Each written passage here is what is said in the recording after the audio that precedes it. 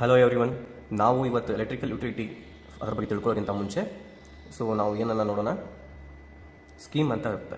ನೀವು ಏನೇ ಒಂದು ಕಲಿಬೇಕು, ಏನೇ ಒಂದು ಮಾಡಬೇಕು ಅಂತಂದ್ರೆ ಏನಿರುತ್ತೆ, ಸ್ಕೀಮ್ ಅಂತ ಕೊಟ್ಟಿರ್ತಾರೆ.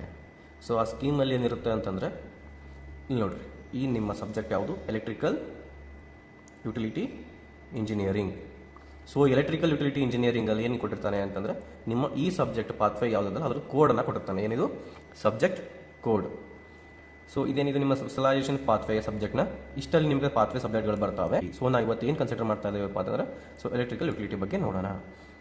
ನಿಮಗೆ 104 ಅವರ್ ಥಿಯರಿ ಲೆಕ್ಚರಿಂಗ್ ಕ್ಲಾಸಸ್ ಇರುತ್ತೆ. ಟ್ಯುಟೋರಿಯಲ್ 52 ಅವರ್ಸ್ ಇರುತ್ತೆ. 312 ಅವರ್ಸ್ ಪ್ರಾಕ್ಟಿಕಲ್ ಇರುತ್ತೆ. ಟೋಟಲ್ ಕಾಂಟ್ಯಾಕ್ಟಿಂಗ್ ಅವರ್ಸ್ ಬಂದುಬಿಟ್ಟು 468 ಅವರ್ಸ್ ಇರುತ್ತೆ. ಓಕೆ. ನಿಮಗೆ CI ಎಕ್ಸಾಮ್ಗೆ ನಿಮಗೆ ಎಷ್ಟು CIಗೆ ಬರೀಬೇಕಪ್ಪ ಟೋಟಲ್ ಅಂತಂದರೆ 240 ಮಾರ್ಕ್ಸ್ ನೀವೇನು ಬರ್ತೀರಾ? CI ಬರ್ತೀರಾ. ಮಿನಿಮಮ್ ಪಾಸಿಂಗ್ CI ಎಷ್ಟಪ್ಪ ಅಂದರೆ 96 ಮಾರ್ಕ್ಸ್ ತೆಗೆದ್ರೆ ನೀವು ಪಾಸ್ ಆಗ್ತೀರಿ. ಎಕ್ಸಾಮಲ್ಲಿ ಹೆಂಗಿರುತ್ತೆ ಅಂತಂದರೆ 60 ಮಾರ್ಕ್ಸ್ಗೆ ನಿಮ್ಗೆ ಏನಿರುತ್ತೆ? ಸೆಮಿಸ್ಟರ್ ಆ್ಯಂಡ್ ಎಕ್ಸಾಮ್ ಥಿಯರಿ ಇರುತ್ತೆ. ಅದರಲ್ಲಿ ನಿಮಗೆ ಪಾಸ್ ಎಷ್ಟು ಬೇಕು? 24 ಬೇಕು. ಇದು 100ಗೆ ಇರುತ್ತೆ. ಆ್ಯಕ್ಚುಲಿ ನಿಮಗೆ ಹೇಳಬೇಕಪ್ಪ ಅಂತಂದರೆ, ಈ 100 ಇರೋ ಮಾರ್ಕ್ಸನ್ನು ನಿಮಗೆ ಅಂದರೆ ನೀವು 100ಗೆ ಬರೆದಿದ್ದನ್ನು ನೀವು 60ಗೆ ರೆಡ್ಯೂಸ್ ಆದಾಗ ಎಷ್ಟಾಗುತ್ತೆ ಅಂದರೆ, ಹಾಗೆ ಇಲ್ಲೇನಿರುತ್ತೆ 24 ಇದೆ. 60ಗೆ 24 ಆದರೆ 100ಗೆ ಎಷ್ಟು ಅಂತೇಳಿ ನಿಮಗೆ ಕ್ಯಾಲ್ಕುಲೇಟ್ ಮಾಡಿ ನೋಡಿ. ಓಕೆ. ನೆಕ್ಸ್ಟ್ ಸೆಮಿಸ್ಟರ್ ಆ್ಯಂಡ್ ಎಕ್ಸಾಮಲ್ಲಿ ಇನ್ನೊಂದು ಏನು ಬರುತ್ತೆ ನಿಮಗೆ ಅಂತಂದರೆ, ಒಂದೇ ಸಬ್ಜೆಕ್ಟ್ ಆಗಿರೋದ್ರಿಂದ ಈ ಸಲ ನಿಮಗೆ 5th ಸೆಮಿಸ್ಟರ್ಗೆ ಒಂದೇ ಸಬ್ಜೆಕ್ಟ್ ಆಗಿರೋದ್ರಿಂದ ನಿಮಗೆ only 1 theory and 1 practical subject ಬರುತ್ತೆ. ಆ ಪ್ರಾಕ್ಟಿಕಲ್ ಸಬ್ಜೆಕ್ಟ್ ಎಷ್ಟು ಇರುತ್ತಪ್ಪ ಅಂತಂದರೆ 100 ಮಾರ್ಕ್ಸಿಗೆ ಇರುತ್ತೆ. ನಿಮ್ಗೆ ಅದು ಪಾಸ್ ಆಗಿ ಮಿನಿಮಮ್ ಎಷ್ಟು ಬೇಕು? 40 ಮಾರ್ಕ್ಸ್ ಬೇಕು. ನಿಮ್ಗೆ ಟೋಟಲ್ CI ಮತ್ತು ಈ ಸೆಮಿಸ್ಟರ್ ಆ್ಯಂಡ್ ಎಕ್ಸಾಮ್ ಮಾರ್ಕ್ಸ್ಗಳನ್ನ ಕೌಂಟ್ ಮಾಡಿದರೆ ನಿಮಗೆ ಎಷ್ಟು ಮಾರ್ಕ್ಸ್ ಸಿಗುತ್ತೆ ಹೇಳಿ? ಟೋಟಲ್ 400 ಮಾರ್ಕ್ಸ್ಗೆ ನೀವೇನು ಮಾಡಬೇಕು? ಎಕ್ಸಾಮ್ನ ಬರೀಬೇಕು. ಈ ಒಂದೇ ಒಂದು ಸಬ್ಜೆಕ್ಟ್ನ ನೀವು 400 ಮಾರ್ಕ್ಸಿಗೆ ಬರೀಬೇಕು. 400 ಮಾರ್ಕ್ಸಿಗೆ ನೀವು ಇದನ್ನು ಬರೆಯೋದ್ರಿಂದ ನಿಮಗೆ how much you will get? 160 minimum passing marks. If you get then you will pass, otherwise you will fail. ಅದಕ್ಕೆ ನೀವೇನು ಮಾಡಬೇಕು ಅಂತಂದರೆ 160 ಮಾರ್ಕ್ಸ್ಗಿಂತ ಹೆಚ್ಚಿಗೆ ಮಾರ್ಕ್ಸನ್ನು ನೀವು ತೊಗೋಬೇಕಾಗುತ್ತೆ. ಈಗ ನಾವು ಏನು ತಿಳ್ಕೊಳ್ಳೋಣ ಅಂತಂದರೆ, ಆ್ಯಕ್ಚುಯಲ್ ಸಬ್ಜೆಕ್ಟ್ ಏನಿದೆ ಅಲ್ಲಿ ಮೂವ್ ಆನ್ ಆಗೋಣ. ಅಲ್ಲಿ ನಾವೇನು ನೋಡಿದ್ವಿಪ್ಪ ಅಂತಂದರೆ, ಇದು ಎಕ್ಸಾಮಿನೇಷನ್ ಸ್ಕೀಮನ್ನು ನೋಡಿದ್ವಿ. ಏನು ನೋಡಿದ್ವಿ? ಎಕ್ಸಾಮ್ ಸ್ಕೀಮನ್ನು ನೋಡಿದ್ವಿ. ಇಲ್ಲಿ ನಾವೇನು ನೋಡ್ತಾ ಇದ್ದೀವಿ?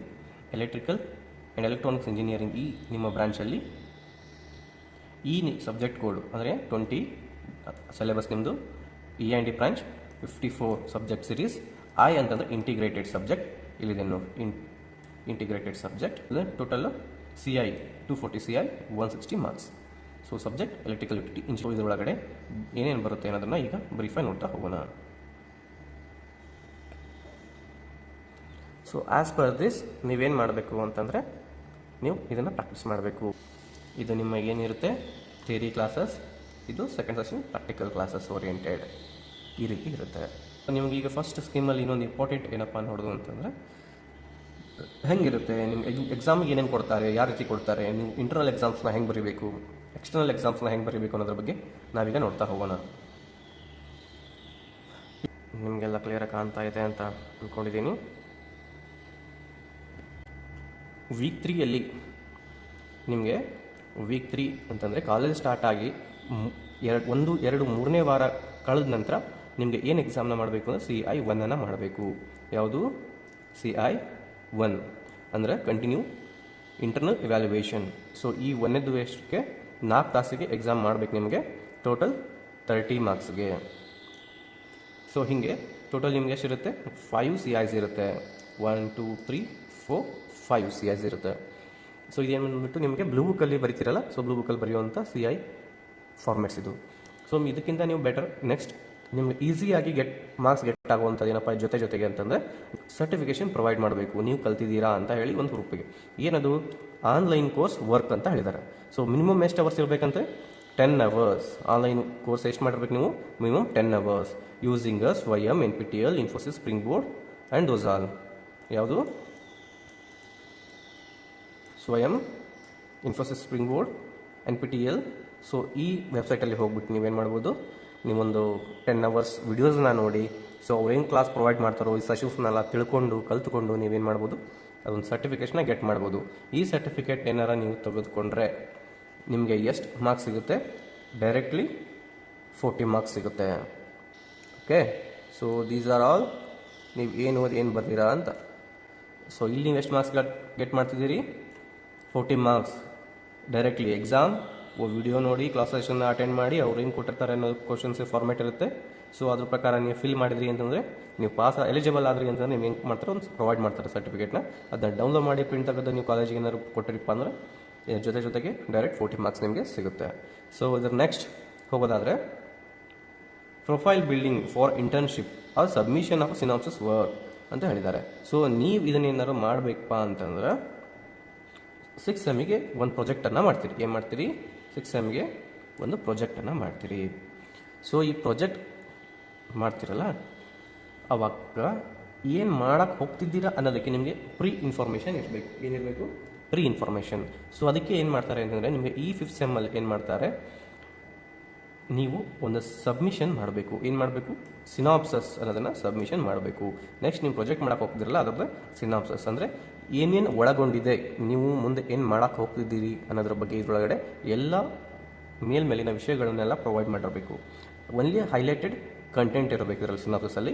ಸೊ ನೆಕ್ಸ್ಟ್ ನೀವು ಮಾಡ್ಬೇಕು ಯೂಸಿಂಗ್ ದಿಸ್ ಸಿನಾಪ್ಸಸ್ ನಾವು ನೆಕ್ಸ್ಟ್ ಏನು ಮಾಡೋಕ್ಕೆ ಹೋಗ್ತಿದ್ದೀವಿ ಅನ್ನೋದ್ರ ಬಗ್ಗೆ ಈ ಸಿನಾಪ್ಸಸ್ ಬೇಸ್ ಮೇಲ್ಗಡೆ ನೀವು ಪ್ರಾಜೆಕ್ಟನ್ನು ಎಕ್ಸಿಕ್ಯೂಟ್ ಮಾಡಬೇಕು. ಓಕೆ, ಈ ಸಿನಾಪ್ಸಸ್ ನೀವು ಪ್ರೊವೈಡ್ ಮಾಡೋರು ಎಷ್ಟು? 20 marks. 40 + 20 60 marks. Okay, next portfolio evaluation based on industrial assignment ಅಥವಾ ವೀಕ್ಲಿ ಡೆವಲಪ್ಮೆಂಟ್ ಅಸೆಸ್ಮೆಂಟ್ ಅಂತ ಹೇಳಿದೆ. ಸೊ ಇದ್ರ ಜೊತೆಗೆ ಅವ್ರೇನು ಹೇಳಿದ್ದಾರೆ, ಇಲ್ಲಿ ಸ್ಟಾರ್ ಮಾರ್ಕ್ ಕೊಟ್ಟಿದ್ದಾರೆ ಗೊತ್ತಾ? ಈ ಸ್ಟಾರ್ ಮಾರ್ಕ್ನ ಅರ್ಥ ಏನಪ್ಪ ಅಂತಂದರೆ ಪೀರ್ ಟು ಪೀರ್ ಅಸೆಸ್ಮೆಂಟ್ ಎಷ್ಟಿರಬೇಕು? 10 ಮಾರ್ಕ್ಸ್ಗೆ ಇವ್ಯಾಲ್ಯೂಯೇಷನ್ ಮಾಡಬೇಕು. ಸೊ ಇಂಡಸ್ಟ್ರಿಯಲ್ ಅಸೆಸ್ಮೆಂಟ್ದು 10 ಮಾರ್ಕ್ಸ್ಗೆ ಪ್ಲಸ್ ಅದ್ರ ಜೊತೆಗೇನೆ 20 ಮಾರ್ಕ್ಸ್ ನಿಮ್ಮ ಡೆವಲಪ್ಮೆಂಟ್ ಅಸೆಸ್ಮೆಂಟ್ ಏನಿರುತ್ತೆ ಇದ್ರ ಬೇಸ್ ಯಾವುದಿರುತ್ತಪ್ಪ? MCQ or case study or demonstration ಅನ್ನೋ such other assignment methods. So ಇದ್ರ ಮೇಲ್ಗಡೆ ನಿಮಗೆ ಕ್ವಶನನ್ನು ಕಾಲೇಜಲ್ಲಿ ಪ್ರೊವೈಡ್ ಮಾಡಲಾಗುತ್ತೆ. ಸೊ ಇದನ್ನು ನೀವೇನಾದ್ರು ಕ್ಲಿಯರ್ ಮಾಡಿದರೆ ನಿಮಗೆ ಎಷ್ಟು ಸಿಗುತ್ತೆ? 30. ಈ 30 ಹೆಂಗೆ ಬಂತು? 10 + 20. So total 30 marks. ಸೊ ಈ CISನ ಅಟೆಂಡ್ ಮಾಡಬೇಕು, 40 ಮಾರ್ಕ್ಸ್ನ ಸರ್ಟಿಫಿಕೇಟಲ್ಲಿ ಗೆಟ್ ಮಾಡಬೇಕು, 20 ಮಾರ್ಕ್ಸ್ ಸಿನಾಪ್ಸಲ್ಲಿ ಗೆಟ್ ಮಾಡಬೇಕು, ಇನ್ನು 30 ಮಾರ್ಕ್ಸ್ನ ನಿಮಗೆ ಒಂದು MCQ ಅಥವಾ ಕೇಸ್ ಸ್ಟಡಿ ಡೆಮಾನ್ಸ್ಟ್ರೇಷನ್ ಮಾಡಿರ್ತೀರಲ್ಲ, ಸೊ ಅಲ್ಲಿ ಮಾರ್ಕ್ಸ್ ಕೊಡ್ತಾರೆ. ಇನ್ನೊಂದು ಪೀರ್ ಟು ಪೀರ್ ಅಸೆಸ್ಮೆಂಟಲ್ಲಿ 10 ಮಾರ್ಕ್ಸ್ನ ಸಿಗುತ್ತೆ. ಸೊ ನೀವು ಟೋಟಲ್ ಆಗಿ ಎಲಿಜಿಬಲ್ ಆಗೋದು 240 ಮಾರ್ಕ್ಸಿಗೆ. ಇಷ್ಟೆಲ್ಲ ಅಟೆಂಡ್ ಮಾಡಿದ್ರೆ ಓನ್ಲಿ 240 ಮಾರ್ಕ್ಸ್ಗೆ ಈಸಿಯಾಗಿ ಪಾಸ್ ಆಗ್ತೀರಾ. Actually electrical utility is a easiest subject. ನಿಮಗೆ ಇದೇನಾಯಿತು? ಇಲ್ಲಿವರೆಗೂ ಏನಿದೆ ಪಾರ್ಟ್, ಇಲ್ಲಿ ಮೇಲ್ಗಡೆ ಇರೋದೆಲ್ಲ ಯಾವುದು? CI part. ಓಕೆ, ಈಗ ನೆಕ್ಸ್ಟ್ ಪಾರ್ಟ್ A ಏನಿರುತ್ತೆ? 240 ಎಕ್ಸಾಮ್ಗೆ ಆಯಿತು. ನೆಕ್ಸ್ಟ್ ಇಲ್ಲೇನು ಹೇಳುತ್ತೆ ಅಂತಂದರೆ ಸೆಮಿಸ್ಟರ್ ಎಂಡ್ ಎಕ್ಸಾಮಲ್ಲಿ ಒಂದು ಥಿಯರಿ ಇರುತ್ತೆ, ಇನ್ನೊಂದು ಪ್ರಾಕ್ಟಿಕಲ್ ಇರುತ್ತೆ. ನೆಕ್ಸ್ಟ್ ಇನ್ನೊಂದು ಇದು ಟೋಟಲ್ ಮಾರ್ಕ್ಸ್ ಸೆಮಿಸ್ಟರ್ ಎಕ್ಸಾಮಲ್ಲಿ ಹೆಂಗಿರುತ್ತೆ ಅನ್ನೋದ್ರ ಬಗ್ಗೆನೇ ಹೇಳ್ತೀನಿ. ಓಕೆ, ಈ ಥಿಯರಿ ಎಕ್ಸಾಮ್ ಕ್ವಶನ್ ಪೇಪರ್ ಹೆಂಗಿರುತ್ತೆ? From BTE conducted for 100 marks conduct ಮಾಡ್ತಾರೆ. 3 ತಾಸಿನ ಎಕ್ಸಾಮ್ ಅಂತೂ ಬರ್ತೀರಿ. ಬಟ್ ಅದನ್ನು ಬೋರ್ಡ್ ಅವ್ರು ಏನು ಮಾಡ್ತಾರೆ ನಿಮಗೆ ಅಂದರೆ 60 ಮಾರ್ಕ್ಸಿಗೆ ಕನ್ವರ್ಟ್ ಮಾಡ್ತಾರೆ. ಅಲ್ಲಿ 60 ಮಾರ್ಕ್ಸಿಗೆ ಕನ್ವರ್ಟ್ ಮಾಡಿದ್ರೆ ಎಷ್ಟಾಗಬೇಕಾಗುತ್ತೆ? ನೀವು 24 ಮಾರ್ಕ್ಸಿಗೆ ಪಾಸಿಂಗ್ ಇರುತ್ತೆ. ಇಲ್ಲಿ ಪ್ರಾಕ್ಟಿಕಲ್ ಎಕ್ಸಾಮ್ ಎಷ್ಟಿರುತ್ತೆ? 100 ಮಾರ್ಕ್ಸಿಗೆ ಇರುತ್ತೆ. ಅದು ಕೂಡ ಡ್ಯೂರೇಷನ್ 3 ಅವರ್ ಕೂಡ ಎಕ್ಸಾಮ್ ನೀವು ಅಟೆಂಡ್ ಮಾಡಬೇಕು. ಟೋಟಲ್ ಸೆಮಿಸ್ಟರ್ ಎಂಡ್ ಎಕ್ಸಾಮ್ ಎಷ್ಟಾಯಿತು? 60 + 100 160. ಇಲ್ಲಿ total marks 160 plus CI 240, total 400. So 400 ಮಾರ್ಕ್ಸಿಗೆ ನೀವು ಬರೆದ್ರೆ ಟೋಟಲ್ ಓವರಾಲ್ ನಿಮ್ಮ ಎಲೆಕ್ಟ್ರಿಕಲ್ ಯುಟಿಲಿಟಿದು ಪಾರ್ಟ್ ಮುಗಿಯುತ್ತೆ. ಓಕೆ, ಈ ಸೆಮಿಸ್ಟರ್ ಏನು ಅಷ್ಟೇನು ಡಿಫಿಕಲ್ಟ್ ಅಂತ ಏನಿಲ್ಲ. ಡ್ಯೂ ಟು ನಿಮ್ಗೆ ಬೇಕಪ್ಪ ಅಂತಂದರೆ ಇಲ್ಲಿ ಯಾವುದೇ ರೀತಿಯ ನೀವು ಕಲಿಬೇಕು, ಏನೋ ತಿಳ್ಕೋಬೇಕು ಅನ್ನೋದ್ರ ಬಗ್ಗೆ ಅಂತಂದರೆ ನಂಬರ್ ಆಫ್ ನಿಮಗೆ ಏನು ಕೊಟ್ಟಿದ್ದಾನೆ? ಯೂಟ್ಯೂಬ್ ಲಿಂಕ್ಸನ್ನು ಕೊಟ್ಟಿದ್ದಾನೆ. ಆಯಾ ಪರ್ಟಿಕ್ಯುಲರ್ ಮ್ಯಾಟ್ರ್ ಮೇಲ್ಗಡೆ ಆ ಸಬ್ಜೆಕ್ಟ್ ಏನಿರುತ್ತಲ್ಲ ಆ ಸಬ್ಜೆಕ್ಟ್ ಕಂಟೆಂಟ್ ಮೇಲ್ಗಡೆ ನಿಮಗೆ ಯೂಟ್ಯೂಬ್ ಲಿಂಕ್ಸನ್ನು ಪ್ರೊವೈಡ್ ಮಾಡಿರ್ತಾನೆ. For reference you can go through it.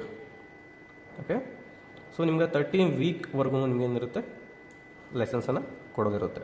So 13 ವೀಕಲ್ಲಿ ನಿಮಗೆ ಏನೇನಿದೆ ಕಂಟೆಂಟ್ ಅಂತ ಈಗ ನೆಕ್ಸ್ಟ್ ಪಾರ್ಟಲ್ಲಿ ನೋಡ್ತಾ ಹೋಗೋಣ.